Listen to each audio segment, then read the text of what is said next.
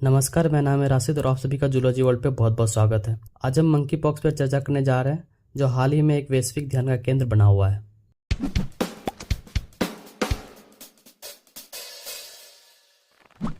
Monkey pox एक viral zoonotic disease है। Zoonotic which means जानवरों से इंसान में फैलता है।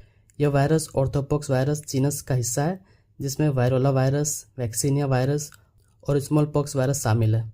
हालांकि मंकी पॉक्स आमतौर पर किसी भी पॉक्स की तुलना में कम गंभीर है। यह विशेष रूप से हाल के प्रकोपों के मद्देनजर एक महत्वपूर्ण सार्वजनिक स्वास्थ्य का चिंता बनी हुई है। मंकी पॉक्स की पहचान सबसे पहले 1958 में हुई थी, जब एक्सपेरिमेंट के लिए रखे गए बंदरों की कॉलोनियों में चेचक जैसी बीमारियों के 2 प्रकोप हुए। पहला ह्यूमन का केस 1970 में DRC यानी डेमोक्रेटिक रिपब्लिक ऑफ कॉन्गो में देखा गया था। तब से अधिकांश मामलों में सेंट्रल और वेस्टर्न अफ्रीका के ग्रामीण क्षेत्रों में रिपोर्ट किया गया, विशेष रूप से DRC में, जहां इसे स्थानिक माना जाता है।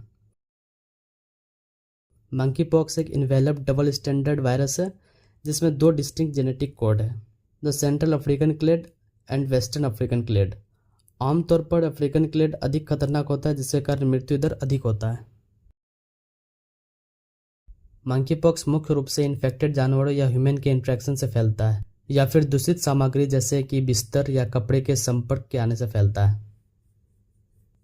अभी तक इसका नेचुरल रिजर्वायर का पता नहीं चल पाया, फिर भी ऐसा माना जाता है कुछ अफ्रीकन एनिमल्स जैसे कि गिलहरी, गाम्बियन पॉच रेट्स और डॉर्मिस इसमें शामिल हो सकते हैं। ह्यूमन में इसके सिम्टम्स स्मॉल पॉक्स जैसे ही होते हैं।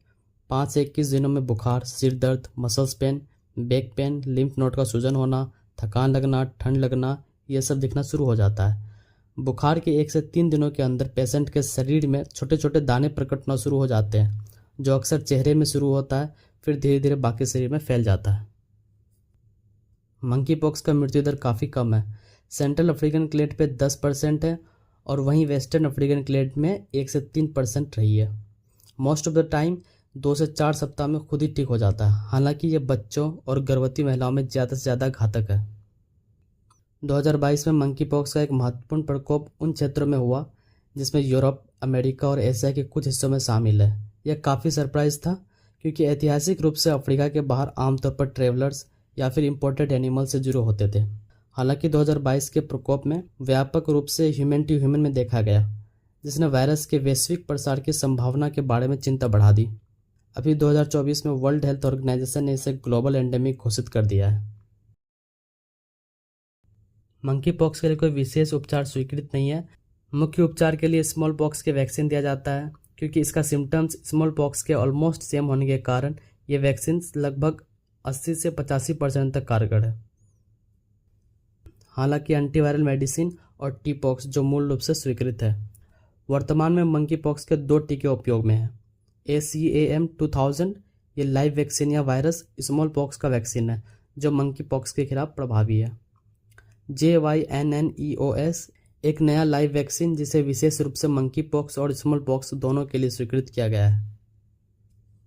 मंकी पॉक्स हालांकि स्मॉल पॉक्स की तुलना में कम घातक है, फिर भी हाल के प्रकोपों के मद्देनजर एक महत्वपूर्ण सार्वजनिक स्वास्थ्य चिंता बनी हुई है। यहाँ तक वीडियो देखने के लिए धन्यवाद। यदि आपको यह वीडियो अच्छा लगा तो लाइक, शेयर, सब्सक्राइब जरूर कर दें। ऐसे कंटेंट के लिए आप हमें फॉलो कर सकते हैं। सुरक्षित रहें, सूचित रहें और हम आपको मिलेंगे नेक्स्ट वीडियो में।